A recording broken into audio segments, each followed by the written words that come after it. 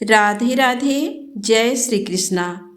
आप सभी का हमारे YouTube चैनल पर हार्दिक स्वागत है। आप सभी पर श्री हरि विष्णु भगवान माता एकादशी की कृपा सदैव बनी रहे। आइए सुनते हैं उत्पन्ना एकादशी व्रत की पौराणिक कथा और पूजन विधि। तो प्रेम से बोलें, श्री हरि विष्णु भगवान की जय हो, एकादशी माता की जय हो। सूत जी कहने लगे, हे ऋषियों, इस व्रत का वृत्तांत और उत्पत्ति प्राचीन काल में भगवान कृष्ण ने अपने परम भक्त युधिष्ठिर से कही थी। वही मैं तुमसे कहता हूँ। एक समय युधिष्ठिर ने भगवान से पूछा था कि एकादशी व्रत किस विधि से किया जाता है और उसका क्या फल प्राप्त होता है। उपवास के दिन जो क्रिया की जाती है, आप कृपा करके मुझसे कहिए।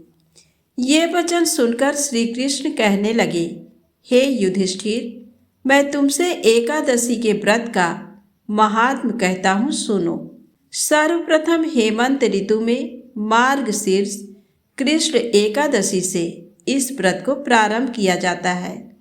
दशमी को सायंकाल भोजन के बाद अच्छी प्रकार से दातून करें ताकि अन्न का अंश मुंह में ना रह जाए। रात्रि को भोजन कदापि ना करें, ना अधिक बोलें। एकादशी के दिन प्रातः 4 बजे उठकर सबसे पहले व्रत का संकल्प करें। इसके पश्चात शौच आदि से निवृत्त होकर शुद्ध जल से स्नान करें।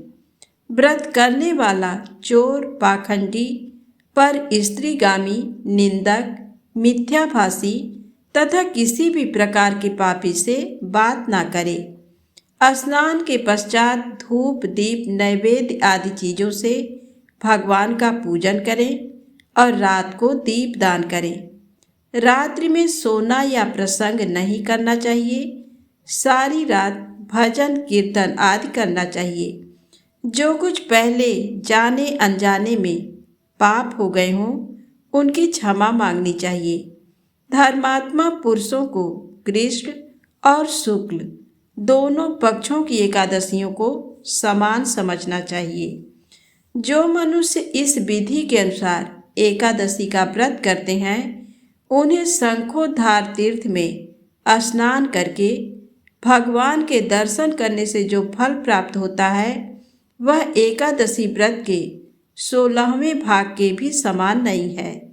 व्यतिपात के दिन दान देने का लाख गुना फल होता है।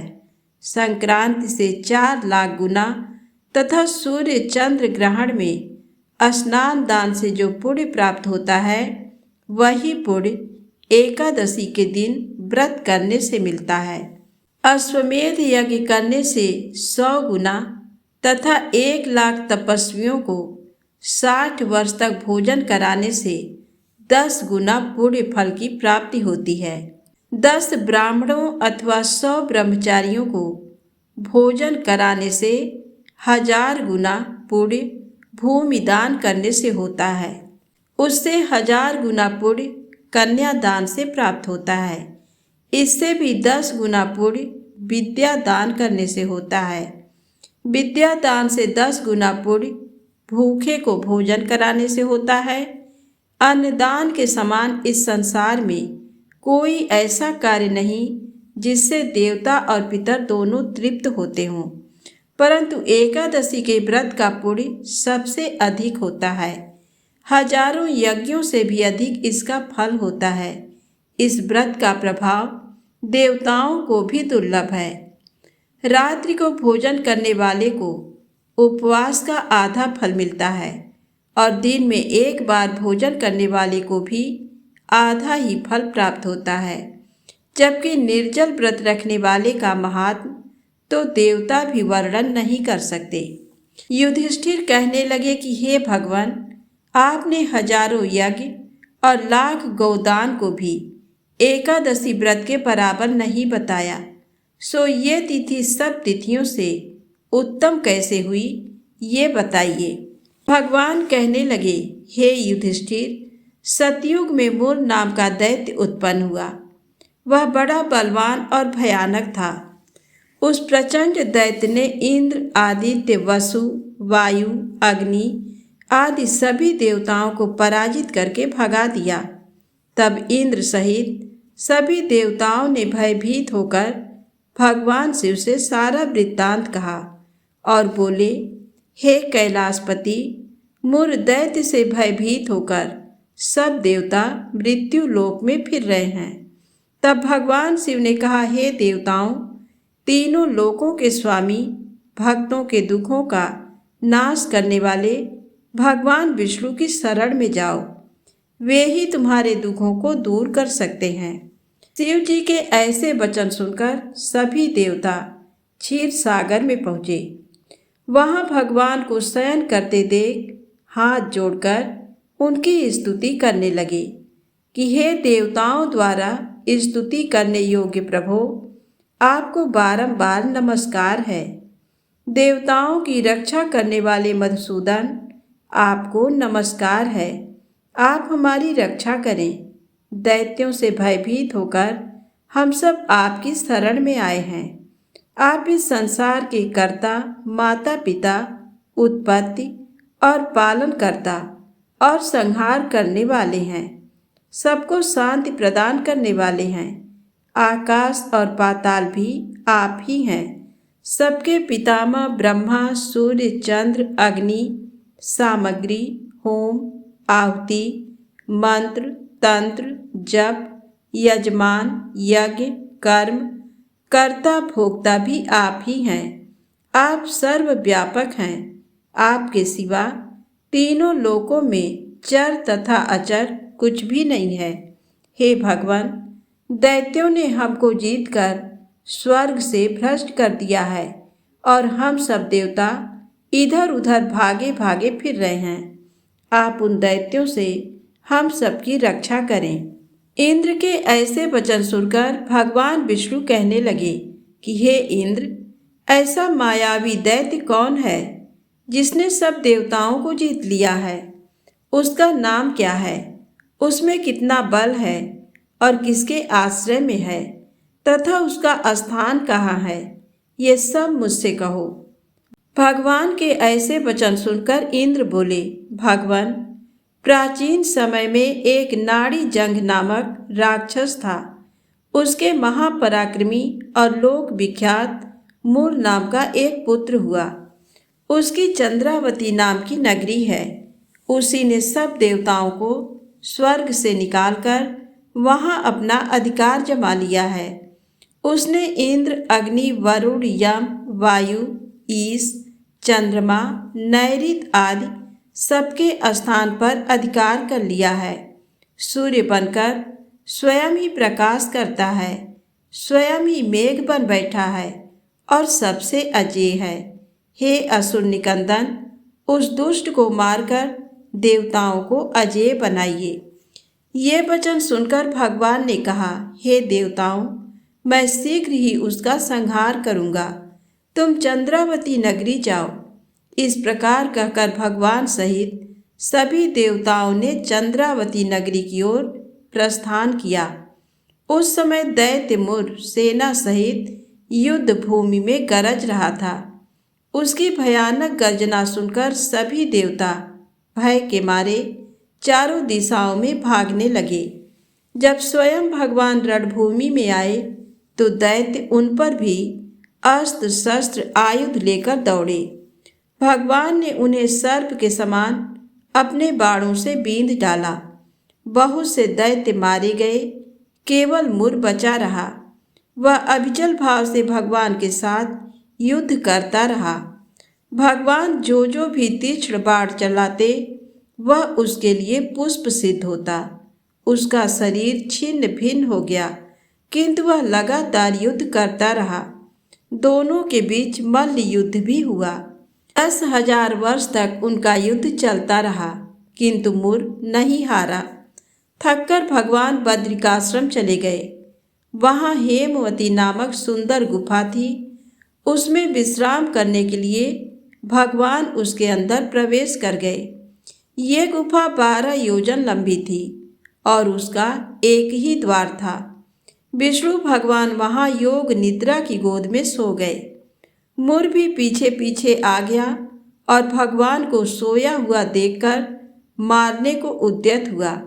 तभी भगवान के शरीर से उज्जवल कांतिमय रूप वाली देवी प्रकट हुई। देवी ने राक्षस मुर को ललकारा, युद्ध किया और उसे तत्काल मौत के घाट उतार दिया। श्रीहरि जब योग निद्रा की गोद से उठे तो सब बातों को जानकर उस देवी से कहा कि आपका जन्म एकादशी के दिन हुआ है, अतः आप उत्पन्ना एकादशी के नाम से पूजित होंगी। आपके भक्त वही होंगे जो मेरे भक्त हैं। इस एकादशी का व्रत किस प्रकार करना चाहिए, इस विषय में भगवान ने कहा है कि दशमी के दिन सिर्फ दिन के वक्त सात्विक आहार करना चाहिए और संध्या काल में दातुन करके पवित्र होना चाहिए। रात्रि के समय भोजन नहीं करना चाहिए और भगवान के स्वरूप का स्मरण करते हुए सोना चाहिए। सुबह स्नान करके संकल्प करना चाहिए और निर्जला व्रत रखना चाहिए। दिन में भगवान विष्णु की पूजा करनी चाहिए। पूजा में धूप, दीप एवं नाना प्रकार की सामग्रियों से भगवान विष्णु को प्रसन्न करना चाहिए। कलुषित विचार को त्याग कर सात्विक भाव धारण करना चाहिए। रात्रि के समय श्री हरि के नाम से दीपदान करना चाहिए। आरती एवं भजन गाते हुए जागरण करना चाहिए। भगवान कहते हैं कि जो व्यक्ति इस प्रकार उत्पन्ना एकादशी का व्रत करता है उसे हजारों यज्ञों के बराबर पुण्य प्राप्त होता है। जो भिन्न भिन्न धर्म कर्म से पुण्य प्राप्त होता है उन सबसे कई गुना अधिक पुण्य इस एकादशी का व्रत निष्ठा पूर्वक करने से प्राप्त होता है। तो प्रेम से बोले श्री हरि विष्णु भगवान की जय हो, एकादशी माता की जय हो। अब आइए सुने माता महालक्ष्मी और उनकी बहन ज्येष्ठा की कहानी। एक दिन लक्ष्मी जी की बड़ी बहन ज्येष्ठा ने उनसे कहा, बहुत दिनों से एक बात मेरे मस्तिष्क में कौंध रही है, सोचती हूँ कि तुमसे पूछूं या नहीं। लक्ष्मी जी ने मुस्कुरा कर कहा, ऐसी क्या बात है बहन, मन में जो कुछ भी है निसंकोच पूछो। वैसे भी कोई बात मन में न रखकर उसका समाधान कर लेना ही बुद्धिमानी है। तब अलक्ष्मी ने कहा, मैं अक्सर यही सोचती रहती हूँ कि सुंदरता में हम दोनों बराबर हैं, फिर भी लोग तुम्हारा आदर करते हैं और मैं जहाँ भी जाती हूँ वहाँ उदासी छा जाती है।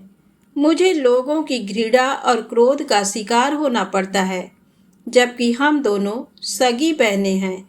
ऐसा क्यों?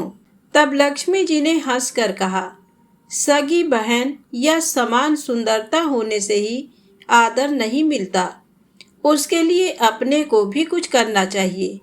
लोग मेरा आदर इसलिए करते हैं क्योंकि मैं उनके घर पहुंचते ही सुख के साधन जुटा देती हूँ।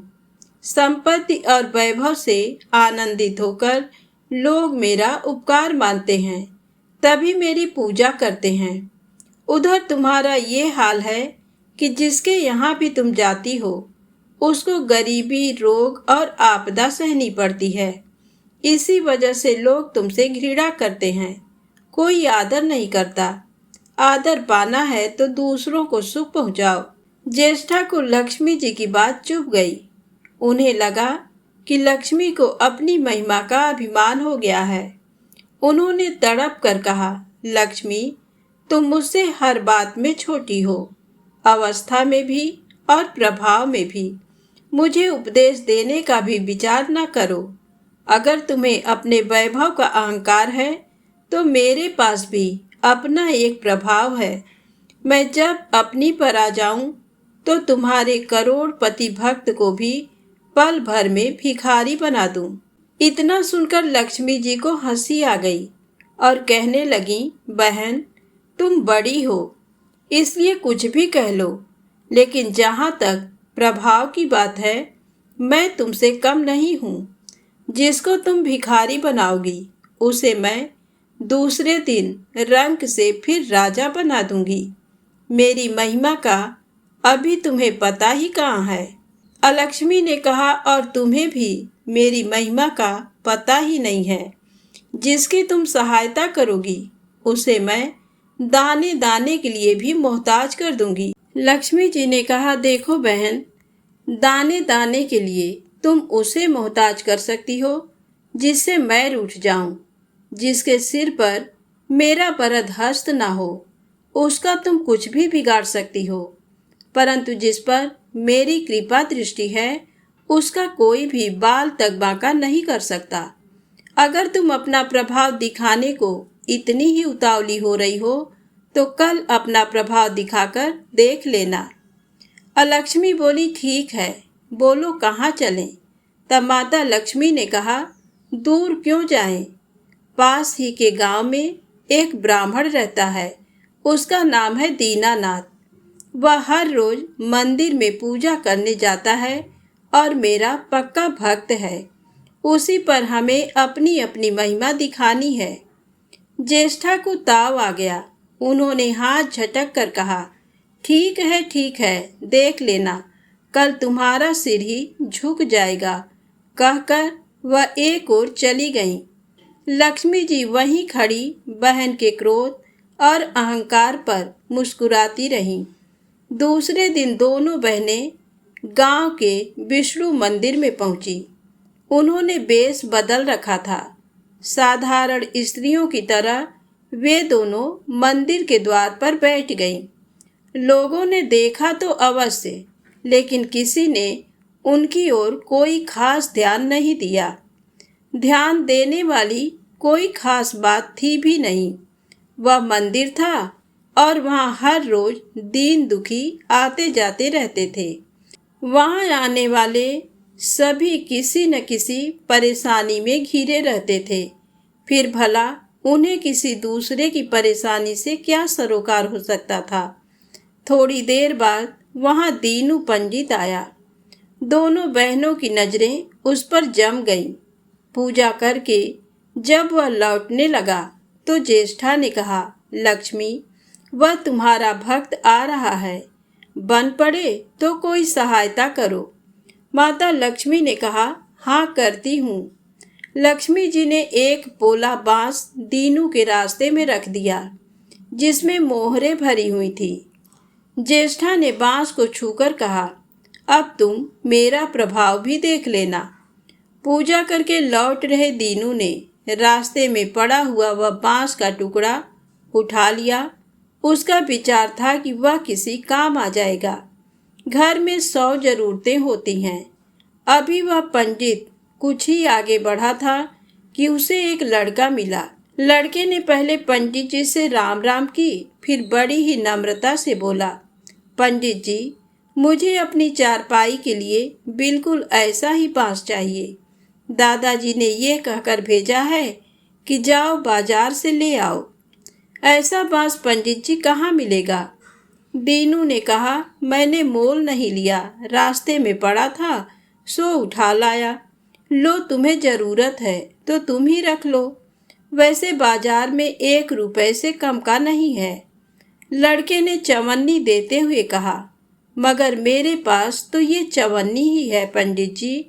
अभी तो आप इसे ही रखिए, बाकी 12 आने शाम को दे जाऊंगा। पंडित जी खुश थे कि बिना किसी हील हुज्जत के रुपया कमा लिया। दीनू पंडित ने चवन्नी लेकर बांस लड़के को दे दिया और वह चवन्नी अपनी डोलची में रख दी। मंदिर के पास खड़ी दोनों देवियां ये सारी लीला देख रही थी।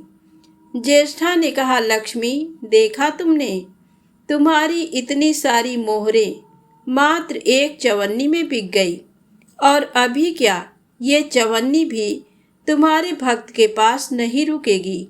चलो उसके पीछे चलते हैं और देखते हैं कि क्या होता है। दोनों बहनें दीनू के पीछे पीछे चलने लगीं। एक तालाब के पास दीनू ने डोलची रख दी और कमल के फूल तोड़ने लगा। उसी बीच एक चरवाहे का लड़का आया और डोलची में रखी हुई चवन्नी लेकर भाग गया। दीनू को पता ही नहीं चला। फूल तोड़कर वह अपने घर चलने लगा। इतने में वही लड़का आता हुआ दिखाई दिया जिसने चवन्नी देकर उससे बांस ले लिया था। करीब आकर वह बोला, पंडित जी, ये बांस तो बहुत वजनी है। दादाजी ने कहा है कि कोई हल्का बांस चाहिए, इसकी चारपाई ठीक न होगी। ये लीजिए, आप अपना बांस वापस ले लीजिए। कहकर उसने बांस पंडित जी के हवाले कर दिया। दीनू ने बांस ले लिया, लेकिन चवन्नी तो डोलची में थी ही नहीं। तब उसने कहा, बेटा, चवन्नी तो कहीं गिर गई, तुम मेरे साथ घर चलो, वहाँ दूसरी दे दूंगा। इस समय मेरे पास एक भी पैसा नहीं है। तब आप जाइए, मैं शाम को आकर घर से ले लूँगा। ऐसा कहकर लड़का अपनी राह लौट गया। बांस फिर से पंडित जी के ही पास आ गया और लक्ष्मी जी हौले से मुस्कुराईं। उनको इस प्रकार मुस्कुराते देखकर ज्येष्ठा मन ही मन में जल उठी। वह बोली, अभी तो खेल शुरू ही हुआ है, देखती चलो कि मैं इसे कैसे तिगनी का नाच नचाती हूँ। दीनू बेचारा इन सब बातों से बेखबर अपनी ही धुन में आगे बढ़ा चला जा रहा था। उसे क्या पता था कि वह शतरंज का मोहरा बना हुआ है। वह तो धूप छांव की भांति दोनों बहनों का प्रभाव सहता चुपचाप चला जा रहा था। आगे चलकर गांव का एक अहीर मिला। उसने दीनू को चवन्नी वापस करते हुए बताया, पंडित जी, मेरा लड़का आपकी डोलची से ये चवन्नी उठा लाया था। वह बड़ा ही शैतान है। मैं आपकी वही चवन्नी लौटाने आया हूँ। हो सके तो उस शैतान को माफ कर दीजिएगा। दीनू ने आशीर्वाद देकर चवन्नी ले ली और प्रसन्न मन से उस लड़के को पुकारने लगा, जो शाम को घर आकर चवन्नी लेने की बात कहकर लौटा जा रहा था। आवाज सुनकर लड़का लौट आया। अपनी चवन्नी वापस पाकर वह भी प्रसन्न हो गया। दीनू पंडित निश्चिंत मन से घर की ओर बढ़ने लगा। उसके एक हाथ में पूजा की डोलची थी और दूसरे में वही 5 हाथ का लंबा बांस। राह चलते दीनू पंडित सोच रहा था, बांस तो काफी वजनी है। वजनी है तो मजबूत भी होगा, क्योंकि ठोस है। इसे दरवाजे के छप्पर में लगा दूंगा। कई साल के लिए बल्ली से छुटकारा मिल जाएगा। ज्येष्ठा को उसके विचार पर क्रोध आ गया। लक्ष्मी जी के प्रभाव से दीनू को लाभ होता देख वह मन ही मन बुरी तरह जली जा रही थी।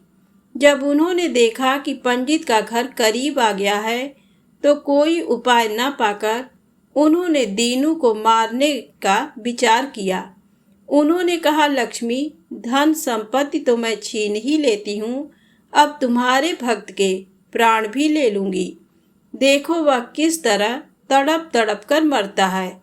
और वह तुरंत सांप बनकर दीनू की ओर दौड़ पड़ी। लक्ष्मी जी को तनिक भी घबराहट नहीं हुई। वह उसी तरह खड़ी मुस्कुराती रहीं। सहसा दीनू चौंक पड़ा। एक भयानक सांप फन उठाए उसकी ओर झपट रहा था। प्राण तो सभी को प्रिय होते हैं। उपाय रहते कोई अपने को संकट में नहीं पड़ने देता। दीनू ने पगडंडी वाला रास्ता छोड़ दिया और एक ओर को भागने लगा। लेकिन सांप बनी ज्येष्ठा उसे भला कहाँ छोड़ने वाली थी। वह तो उस गरीब के प्राणों की प्यासी हो चुकी थी। वह भी दीनू के आगे पीछे दाएं बाएं बराबर दौड़ती ही रही। दीनू घबरा गया। उसने हाथ जोड़कर कहा, नाग देवता, मैंने तुम्हारा कुछ नहीं बिगाड़ा। शांति से अपनी राह लौट जाओ। आखिर क्यों मुझ गरीब के पीछे पड़े हो? व्यर्थ में किसी ब्राह्मण को सताना अच्छी बात नहीं है। लेकिन वह नाग तो ज्येष्ठा का रूप था, जो दीनू को किसी भी तरह से डसना चाहता था।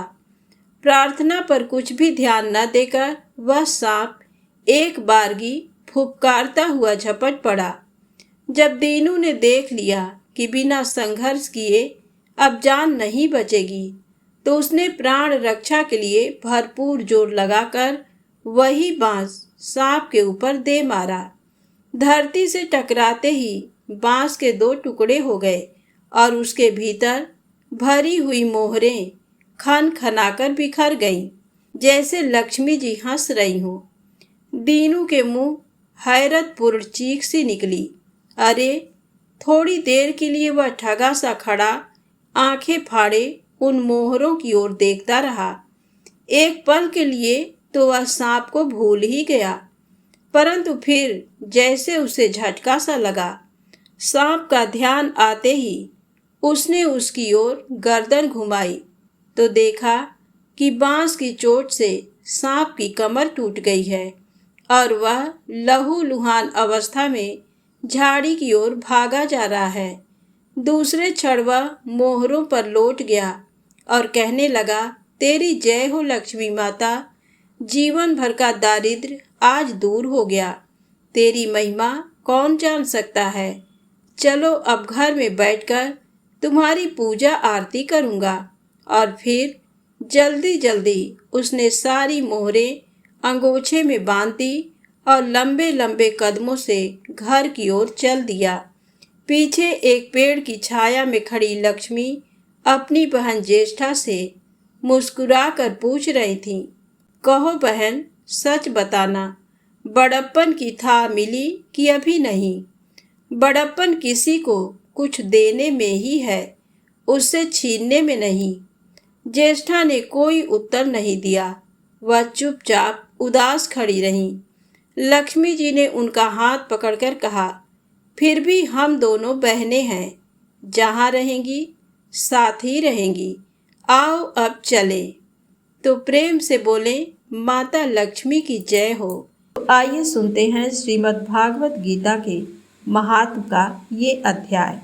एक बार माता लक्ष्मी ने पूछा, भगवान, यदि आपका स्वरूप स्वयं परमानंदमय और मन वाणी की पहुँच के बाहर है, तो गीता कैसे उसका बोध कराती है? मेरे इस संदेह का आप निवारण कीजिए। श्री भगवान बोले, सुंदरी सुनो, मैं गीता में अपनी स्थिति का वर्णन करता हूँ।